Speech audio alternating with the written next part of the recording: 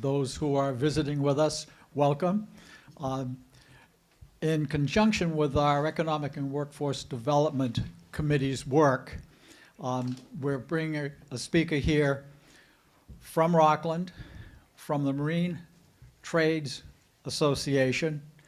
Stacey Keefer, she's executive director there, has been around the marine industry for nearly the past 30 years in one function or another, has been at the Marine Trades Association for now close to, I guess, 6 years, and has risen from a person who was directly involved in education and how it affects those trades, and by extension, Maine in general, to the executive directorship. So with that minor introduction, Stacey, welcome aboard, and have at it.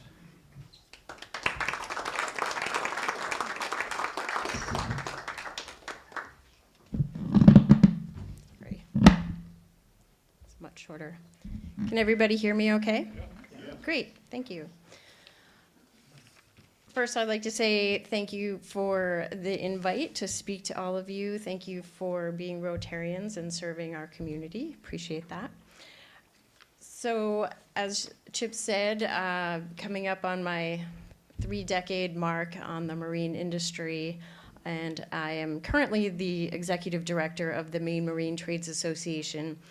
And if you're not familiar with our association, we are a 501c6 that, like a chamber or other trade association, that represents boat yards, boat builders, marinas, marine retailers, and others. We have affiliates like insurance companies and banks as well. So we have about 120 members spread across the coast of Maine and in some inland locations as well. So I got my start in the marine industry by being a boat cleaner, a summer job in Rockland. And when we talk about workforce, I think it's great. I mean, Chip even shared his story with me, and that's something that is important for us to think about sharing with others, especially young people, because we don't have defined pathways. You know, there aren't career ladders like there used to be. It's more of a career lattice work. So just keep that in mind. So I worked in a boatyard in Rockland after the boat cleaner morphed into other things. And I worked at a boatyard in Rockland for 12 years and got to know the industry pretty well there. Got to start to understand workforce challenges. I was actually a board member on this association for a while. So I got to know the executive director.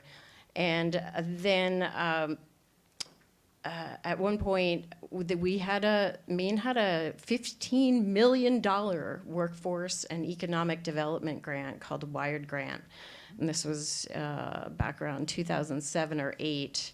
And it was a cluster initiative to look at overlapping industries and how we could enhance the growth of both the marine trades and the composite industries together.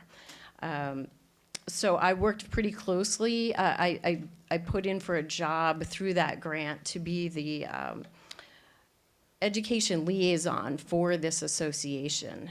So it was a grant-funded job, and I worked closely with the Department of Labor, Department of Education, Department of Economic and Community Development. I started to learn all the alphabets that go with those things, DOL, DOE, DECD, you know, it's all these acronyms. And so as an education liaison, I got to understand what our post-secondary opportunities are in Maine, or were, I should say. I got to visit many high schools and do career awareness and career fairs throughout Maine. That was quite a learning experience. One of those career fairs was at the Dexter CTE. If you haven't been to Dexter, Maine, known for the shoe company, once had a strong foot there, so to speak. But it's kind of, I know, sorry. Gotta keep you awake, right?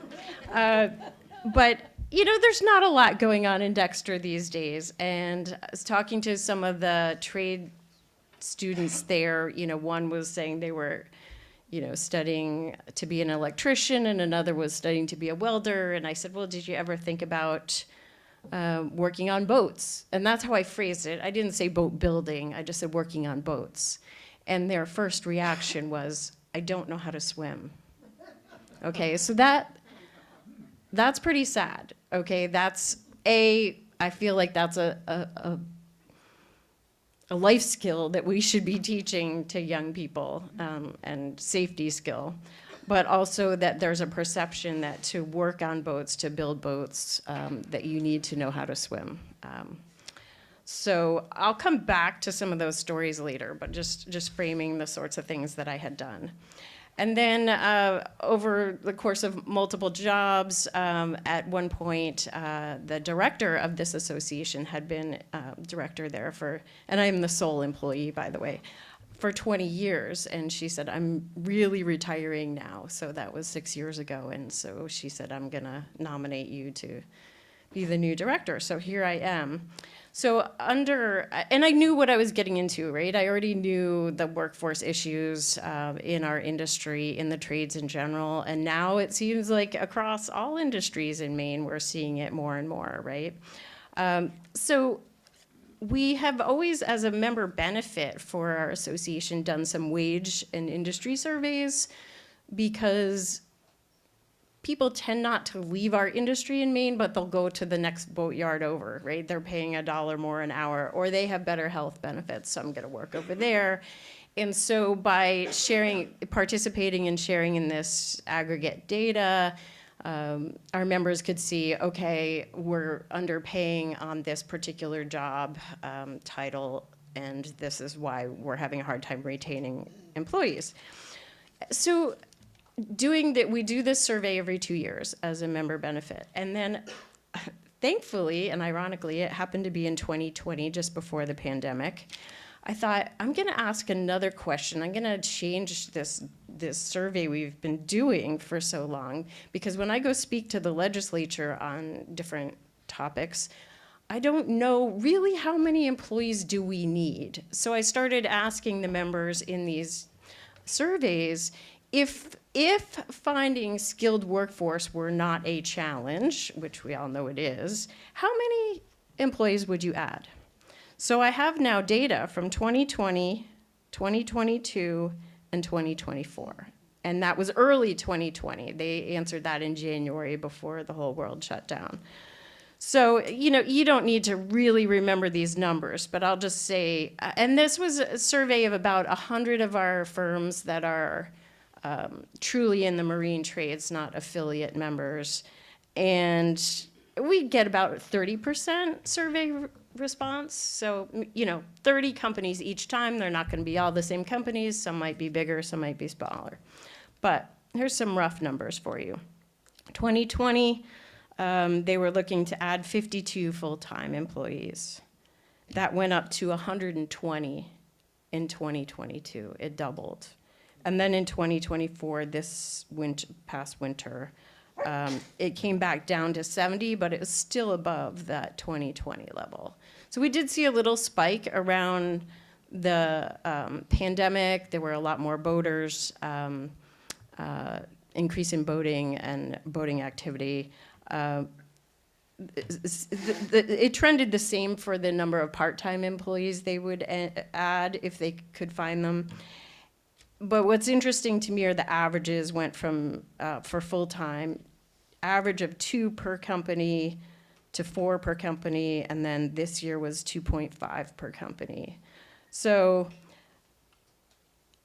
just to keep in mind, some context behind that is many of these companies that were responding are only 10-employee companies, right? So I had kind of guessed that maybe we needed 10 to 20% more workforce in our industry, but it was a guess. So I'm starting to get some data to back that up, is what I'm saying.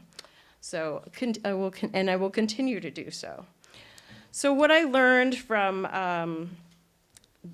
that economic and workforce development grant is that $15 million cannot fix our workforce development needs. During that time, we created 2 training facilities. One was the Midcoast School, Marine Systems Training Center, that was started in Thomaston. That was to serve our industry specifically. And also Southern Maine Community College started a composites center down in Brunswick. Neither of those exist now. They were started about 12, 14 years ago and now are no longer. Unfortunately, both were created around the 2007, 8-ish time. When the economy had an impact on that. I can't say, had that not happened, would they continue to exist? I can only speculate.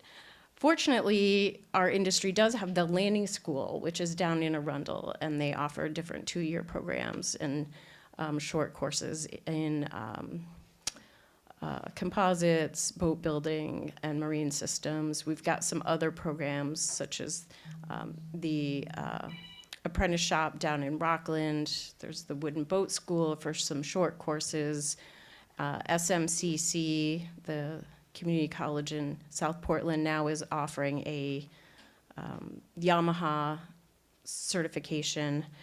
But we no longer have a true community college program. Some of you may have remembered there used to be a boat school down in Eastport, and that is no longer. Husson took it over for a while, and it is no longer. We also were involved in trying to keep the Maine Ocean School going, which was a high school level curriculum around marine sciences, marine language, math, everything. It was an immersion in everything ocean for high school level students, and that is no longer, mostly based on a poor funding model. Just to bring it sort of to more current day, right now I'm working very closely with the Maine Office of Outdoor Recreation and a sister association called Maine Outdoor Brands.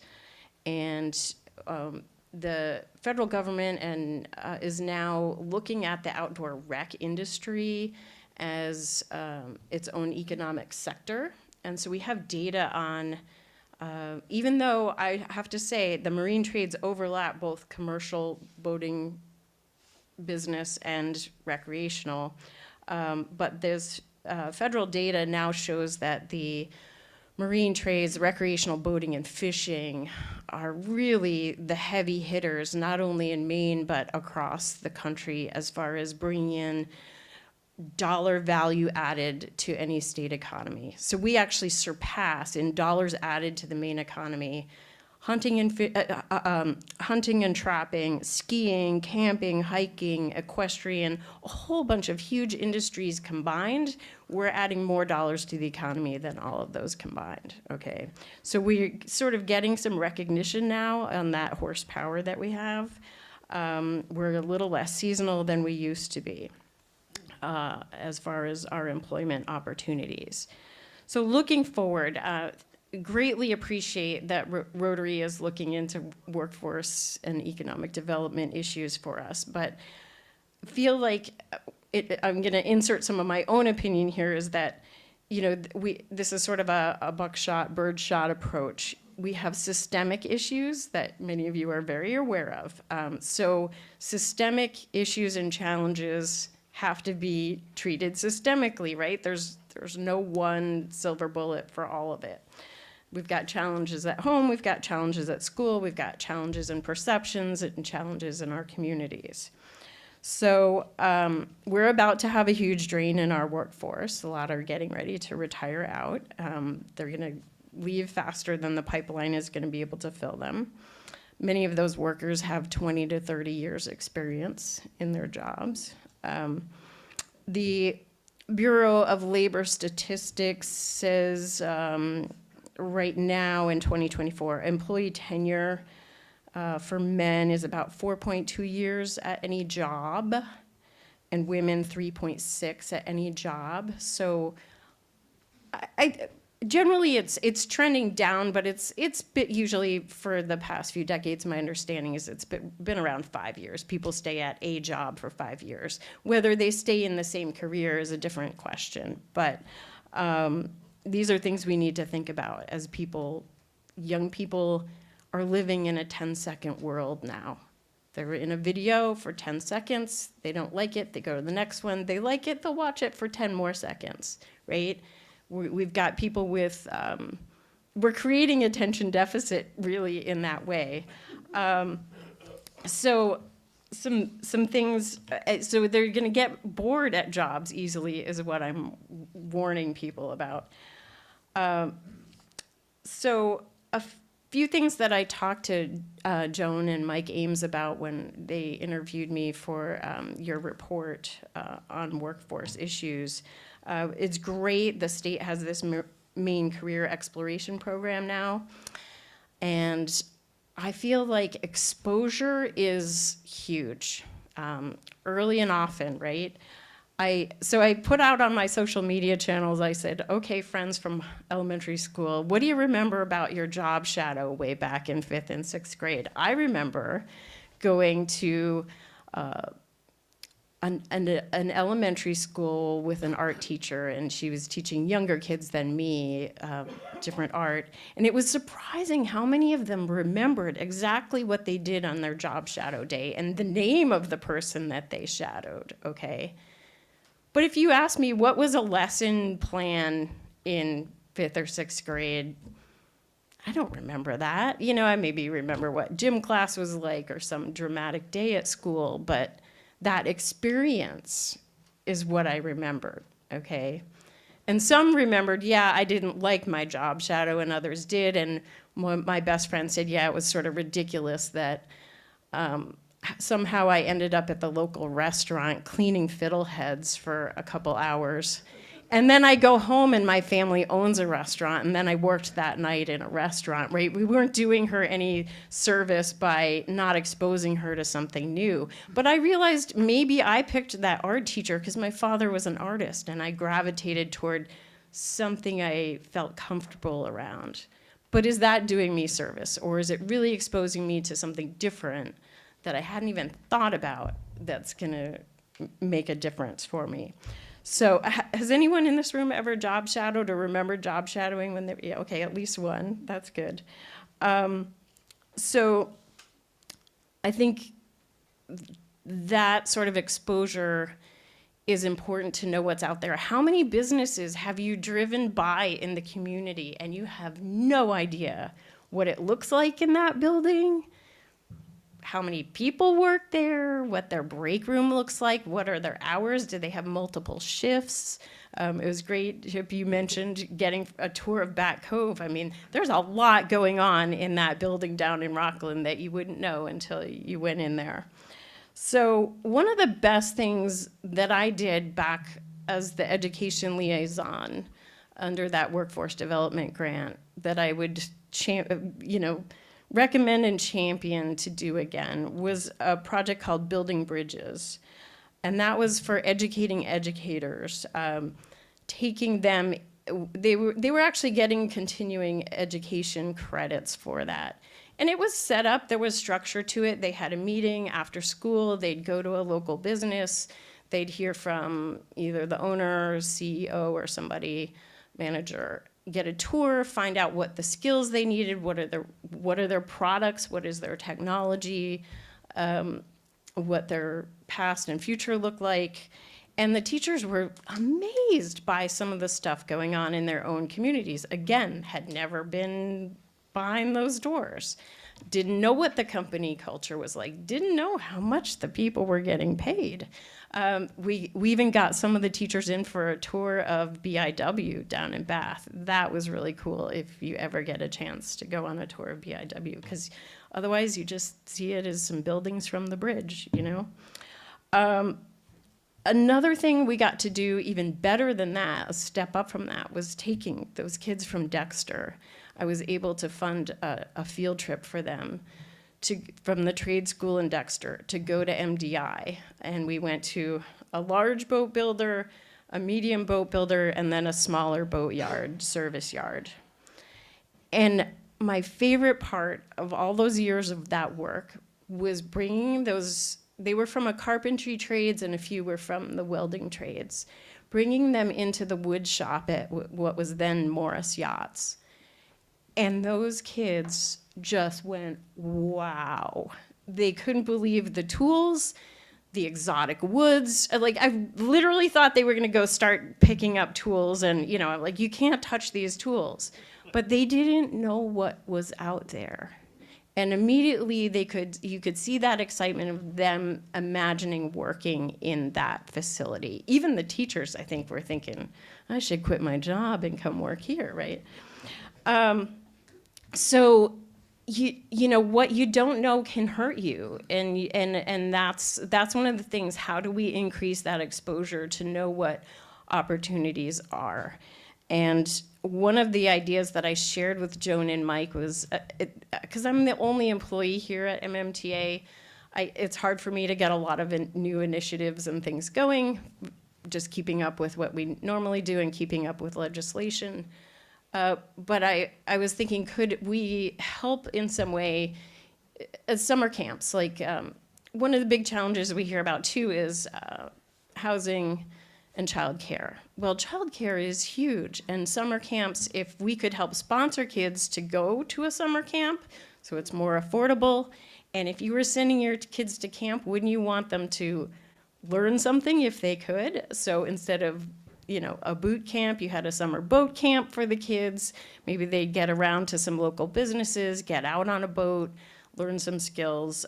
So that's one idea as far as exposure that could potentially work. It might be a little different than job shadowing, but I was thinking using existing camp infrastructure and just help with funding and programming. And one of the other things, that would help also change perceptions of dirty jobs. They're not all dirty. There's a lot of technology out there that's made these jobs less dirty. Another systemic piece that I feel is huge is the education system and just how our students get guided into careers. I'm not going to go down that path too heavily today.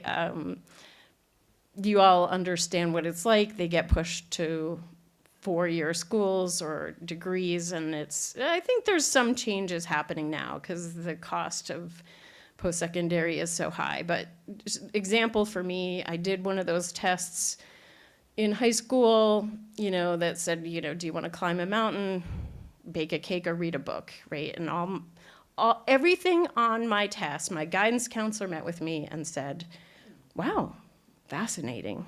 All of this points that you should go into the military. And we were both shocked. And I said, oh, okay.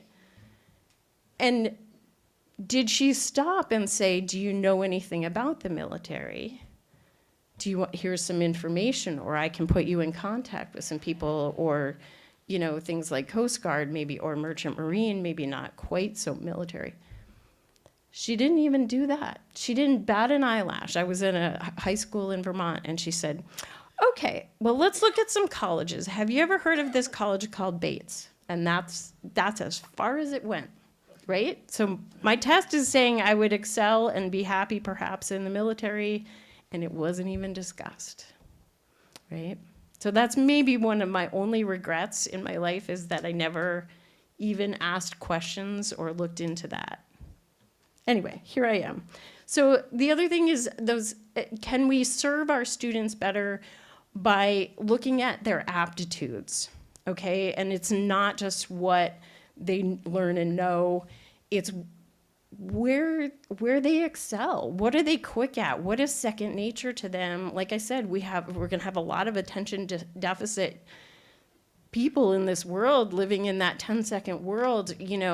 In the marine trades, you're often not working on the same job twice ever.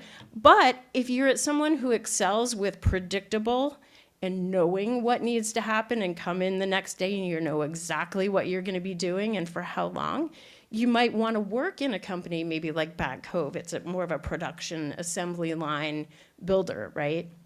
It's more predictable. And what are those aptitudes and where are they going to excel? And then at home, some of you may have children, grandchildren, family members, people in your community. One of the things that I find interesting is the Harvard study, you can Google it, just Harvard study kids doing chores or something, and you can find it. Harvard studied 700 high-achieving adults, and they established that chores started at a young age, gave a strong connection between doing well in the future, your later professional life, having a stronger sense of teamwork, work ethic, being a less selfish person, you know, you're contributing to your household unit. And I feel that's something that is hard. We have divided families, divorced parents, rules are different here versus there. But maybe that's something, you know, we can talk about in our communities of like, because a lot of those chores require, yeah, picking up a small tool, whether it's peeling an apple, a broom, a hammer, you know, whatever it might be. I grew up on a farm, so, and I complained about it the whole time, but, you know, I got to muck out the stalls. I don't like mucking out the stalls. But, you know, I knew how to use a pitchfork, and carrying the sawdust can across the barn was too heavy, but I had to drag it. You had to kind of come up and be creative about how you're going to get your chores done, or how to bribe your sister into doing it for you, and then think creatively, right? So some of those systemic things too. I think trades, do kids, you know, as you all are well aware, and I think you had the principal from St. George come speak recently. Did you? Okay, so you understand, you know, trades have gone away in our education system. And I was thinking the other day, do kids even know how to sew a button on something these days? Has any kid you known ever sewn a button? I mean, just those little home ec skills or whatever. And then, oh no, I'll just, you know, send it off to Goodwill or Heavenly Threads or something, you know, because it doesn't have a button and I don't know what to do with it. So anyway, there's just some systemic things of, you know, it's everything. It's at the funding level and the state for trades. It's at the home and guidance level in the schools. And what we're sending them out believing could be a successful career pathway. And then it starts at that young age too. Are we getting the kids to do chores, learn how to do tools, want to work with their hands? That's basically what I wanted to share with you today. And I'm happy to answer any questions.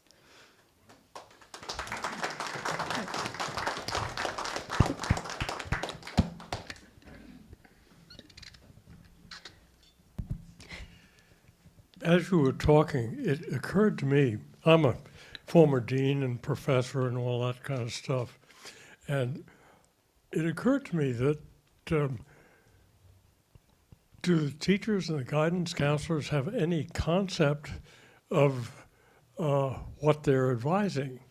And your experience with I assume, the strong Campbell interest inventory, which is saying that you want to try the military, it strikes me that sabbaticals, either summer or semester sabbaticals somewhere for academics so they could get their hands dirty would make a lot of sense.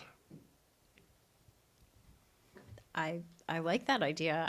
I see that too being valuable, you know, and them understanding what different trades take. I think there's going to be a gravitation too. I didn't mention an investment as well into what's new and shiny. You know, we have a lot of vision now toward aquaculture for food sustainability and diversity in our seafood system, and offshore wind, and, you know, those are the new shiny things, but let's not lose sight of the heritage industries and trades that are keeping us going. I understand a few of you out there have boats, you know, the trades that keep our homes going and our livelihoods sustained. But great idea.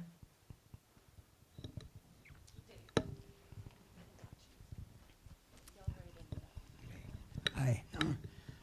If I'm not mistaken, I don't think I heard you mention the Mid-Coast School of Technology. And the other thing is, the Island Institute just got a multi-million-dollar grant helping to re-educate people in the fishing industry into other skills in marine business. You know anything about that?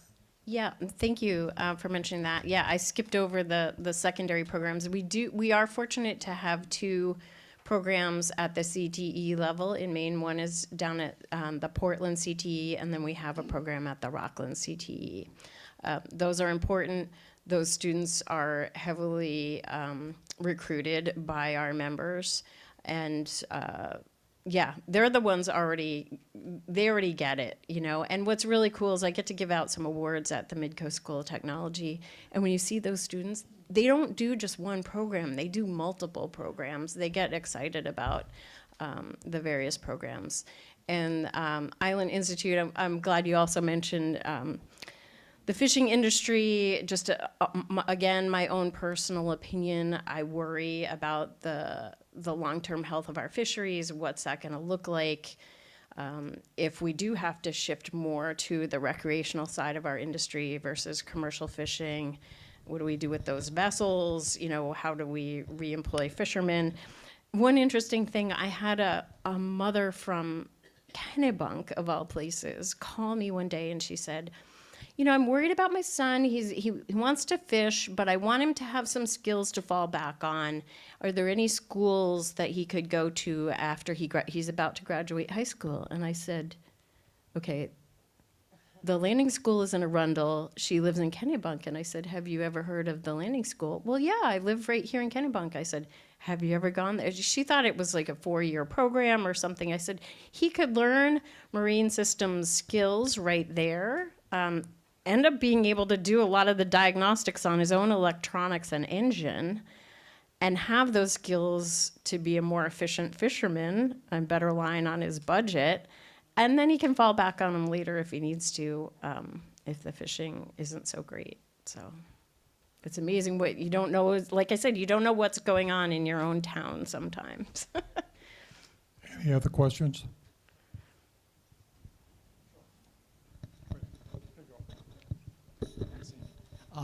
I think I got a sense of how you would respond to this, but do you think the cessation of the tech schools or shop, if you want to go back that far, type classes in the high school level has led to this, what I see as directing the student to the 4-year academic college? I think that's some of it. I think it's, again, those generations where, you know, you always want your kids to have a better life than you had, right? A little easier, a little nicer somehow. And, you know, that perception that they were dirty jobs, and then the budgets in the schools couldn't sustain a lot of those programs. You know, everyone complains about their taxes and the school budgets, and it's hard, right, to keep the programming going. And, well, do we want sports or do we want shop class? You know, what's going to get cut?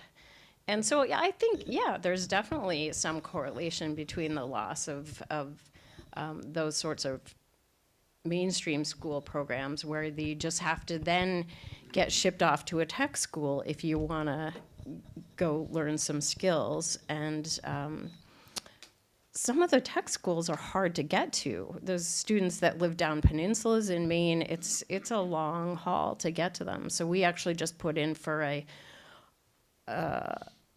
grant to help get some marine trades programming at Lincoln Academy, because there's a gap in the coast there. And believe it or not, they send to the Bath CTE, the Bath School, the City of Ships. They don't even have a marine trades program at the Bath CTE.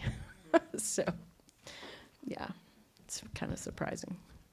Do we have any questions from online? If so, please unmute yourself and you can address our speaker.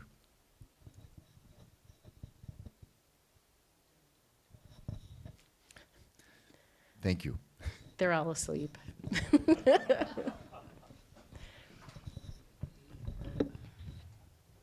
Okay, thanks. Stacey, here's a token of our appreciation. Lovely, Thank you so much for coming in and for all the great work that you do. Thank you so much. I just got a haircut and saw the bald spot on my way by. I gotta do something about that. Ugh, terrible. It's coming, just trying to stave it off. Luckily, I'm tall enough where a lot of people can't see it, which is good to see, yeah.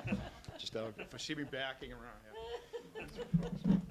And fond memories of Dexter, Stacey. I used to live there for a while, great memories. The ice storm, not so much.